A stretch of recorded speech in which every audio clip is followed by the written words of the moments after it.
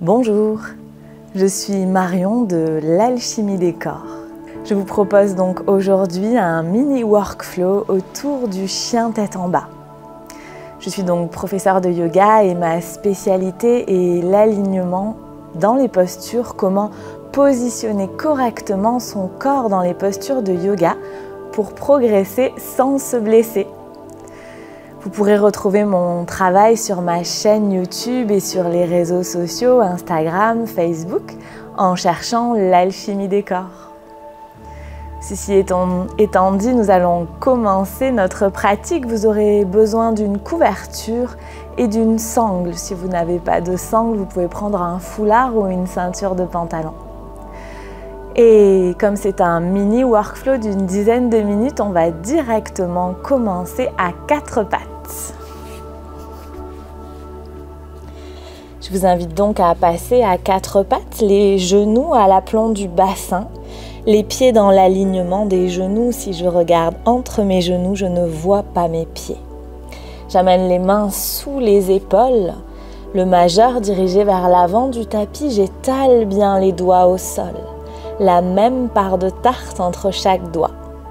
Je vérifie que l'intérieur de mes coudes se font face, qu'ils ne sont pas dirigés vers l'avant du tapis pour protéger mes articulations. L'intérieur de coude qui se fait face. Puis je presse fortement les mains dans la terre. J'engage les bras. J'installe mon souffle. Peut-être un léger ujjayi, cette petite contraction dans la gorge. Et en expirant, je vais bien planter le dessus des pieds dans la terre. Une posture active, toute simple. Et sur ma prochaine inspiration, je vais retourner les orteils du pied droit. Et en expirant, je vais tendre la jambe droite vers l'arrière. Je presse bien le talon vers l'arrière du tapis. Je vérifie que les mains et les épaules sont toujours alignées. Et sur chaque expiration, je presse un peu plus le talon droit vers l'arrière. J'engage ma rotule, je fais remonter la rotule vers la cuisse. Simplement en donnant l'indication au corps de presser le talon vers l'arrière. Je continue à pousser les mains dans le sol, à me repousser du sol avec les bras. J'inspire. En expirant, je monte le talon à hauteur de la hanche droite. Je vérifie que ma fesse droite, ma hanche droite n'est pas partie vers le ciel. Je rabaisse bien la hanche droite. Les orteils sont dirigés vers le sol, la cuisse droite qui roule vers l'intérieur du corps. Je ne perds pas mes bras. Je pousse bien le sol avec les mains, le nombril qui s'engage, qui rentre légèrement vers la colonne vertébrale. Un souffle tranquille. J'inspire. En expirant, je repose le genou droit au sol. J'inspire, je retourne les orteils du pied gauche et en expirant, je tends la jambe gauche vers l'arrière. Je presse bien le talon gauche. Attention, souvent on a tendance en pressant le talon gauche à laisser partir les épaules en arrière. Je vérifie bien que mes épaules sont toujours à l'aplomb des poignets. Et je pousse fort le talon gauche vers l'arrière du tapis. J'engage toute ma jambe. Je repousse l'arrière du genou vers le ciel. Je respire calmement. Je savoure peut-être l'étirement du mollet. Et j'inspire. En expirant, je monte talon gauche à hauteur de la hanche gauche. Le pied est toujours flex, les orteils vers le sol. Et je pousse bien la hanche gauche vers le sol pour avoir les deux hanches au même niveau. Le nombril s'engage, il remonte légèrement vers la colonne et vers le haut. Et je vérifie que je n'ai pas le dos cambré. Si je sens que mon bas de dos est creux, je contracte le périnée comme pour retenir une envie d'aller aux toilettes. J'expire.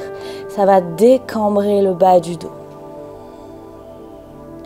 Quelques instants encore, je plante bien le dessus du pied droit dans la terre, les mains dans le sol.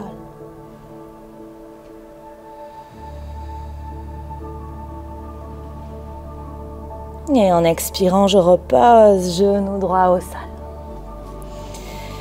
Puis je vais joindre les gros orteils, écarter légèrement les genoux et venir m'asseoir sur mes talons. Je vais placer mon dos, j'amène les mains au niveau de mes cuisses. Je fais rouler les épaules en arrière, je laisse les omoplates descendre vers le sacrum, vers le bas du dos. Les omoplates qui se rapprochent et qui descendent dans mon dos. J'amène le menton parallèle au sol et en expirant, je recule le menton vers la colonne. Pas vers la poitrine, vraiment vers la colonne, comme si on repoussait mon menton vers l'arrière. Jalandhara Bandha. Et puis j'imagine que je n'ai plus d'articulation dans ma colonne vertébrale, que mon dos ne peut plus bouger. J'inspire. En expirant, j'écrase une cacahuète imaginaire entre les hanches pour amener le ventre vers les cuisses. Le dos ne bouge pas. Je trouve le sol avec les mains, j'inspire. En expirant, je vais un peu plus loin. Je laisse glisser les mains vers l'avant. Le dos ne s'arrondit pas, les épaules toujours rapprochées l'une vers l'autre, comme si je voulais faire un petit creux entre mes omoplates. Je repousse fort les mains dans la terre pour plaquer les fesses contre les talons. Mouvement opposé, je fais rouler les épaules vers l'arrière, je rapproche les omoplates pour bomber le sternum, la poitrine vers l'avant du tapis. Je vais jusqu'où je peux, sans que mes fesses ne décollent de mes talons. Et je respire tranquillement. J'allonge ce souffle. Je ne lâche pas ma tête au sol. Je repousse la nuque au plafond. Je recule le menton vers la colonne. Et puis j'inspire, je plante les mains dans la terre, je ne bouge pas les mains. Et je tire simplement dans mes mains pour passer à quatre pattes. Je replace les genoux à la largeur du bassin et je retourne les orteils, je crochette les orteils, je ne bouge pas les mains. J'inspire. En expirant, je pousse les fesses vers les talons. J'inspire, je repousse fortement le sol avec les mains pour engager mes bras. Et en expirant, je soulève les genoux, je pousse les fesses au ciel, tranquillement. Et là, je monte sur la pointe des pieds, comme si j'étais sur des chaussures à talons géantes. Et je plie les genoux, je déverrouille les genoux. Et j'essaye de trouver du contact entre mon ventre et mes cuisses. Le chien tête en bas travaille d'abord dans le dos. Avant tout, on cherche à allonger le dos. Les jambes, c'est optionnel. En déverrouillant, en pliant les genoux, on arrive à travailler dans le dos, à positionner le dos correctement, à avoir un dos bien plat pour ne pas risquer de blesser les lombaires. Ok, puis en expirant tranquillement, je vais reposer les genoux au sol. Je freine la descente avec les mains, je repousse fort le sol avec les mains. Et puis je vais venir chercher ma couverture. Je vais faire un rectangle avec ma couverture, plier ma couverture, faire un grand rectangle. Et je vais venir la poser entre mes cuisses et mon ventre. L'idée sera de ne pas faire tomber la couverture. On va donc repartir les genoux à la largeur du bassin, les gros orteils l'un contre l'autre et on place le dos. On fait rouler les épaules en arrière, le sacrum à la verticale du sol. Il n'est ni vers l'avant, ni vers l'arrière. Le sacrum vraiment à la verticale du sol. Je recule menton vers colonne, Jalandhara Bandha. Et en expirant, je descends, j'écrase la couverture entre mes hanches, je laisse les mains s'allonger loin devant.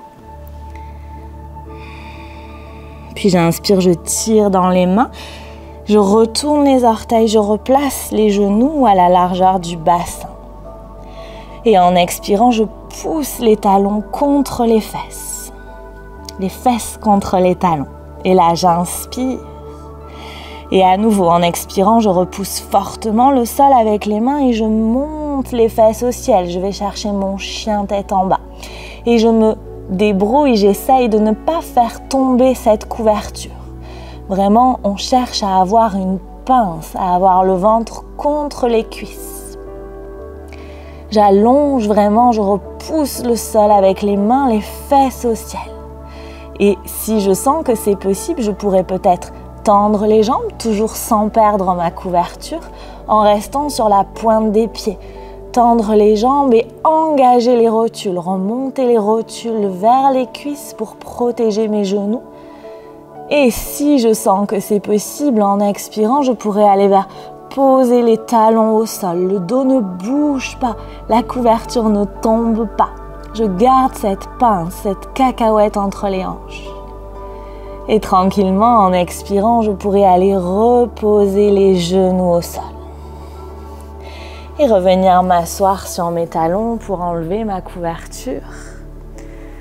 Je vous inviterai à refaire cet exercice régulièrement pour vraiment trouver cette pince, cette flexion dans la hanche qui permet de protéger les lombaires, d'avoir un bas de dos bien plat.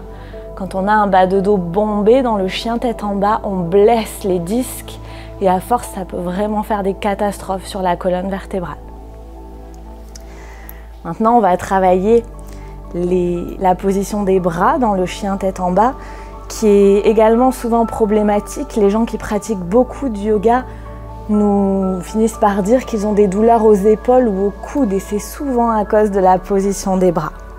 Je vous inviterai donc à prendre une sangle, à faire une boucle avec votre sangle et à la régler à la largeur de vos épaules.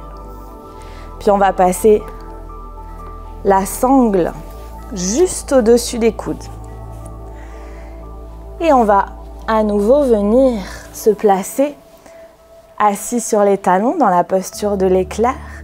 Et en expirant, on retrouve cette sensation d'écraser la cacahuète entre les hanches, de descendre vers l'avant. Je vais jusqu'où je peux, les mains loin vers l'avant.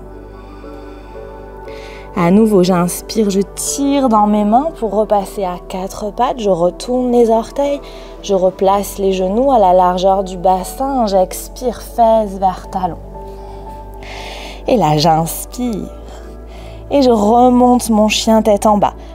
Je pousse en expirant les fesses au ciel, les genoux pliés sur la pointe des pieds. Et là, je pousse ma sangle avec mes coudes. Je tends la sangle avec les coudes. Ça va m'aider à engager mes bras. Peut-être que le front sera un petit peu dans la sangle, c'est pas le souci. Ce qu'on veut sentir vraiment ici, c'est l'engagement dans les bras pour faire travailler nos muscles. Donc en repoussant la sangle avec les bras et en faisant travailler nos muscles, on peut protéger nos articulations. Le poids du corps est porté par les muscles et non plus par les articulations. Et en expirant tranquillement, on redescend au sol.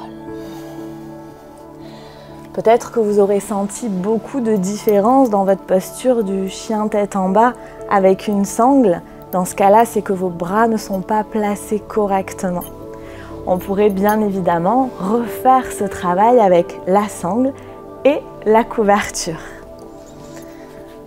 J'espère que ce mini workflow vous aura permis de sentir un petit peu plus l'alignement du chien tête en bas et de pratiquer, de progresser sans vous blesser.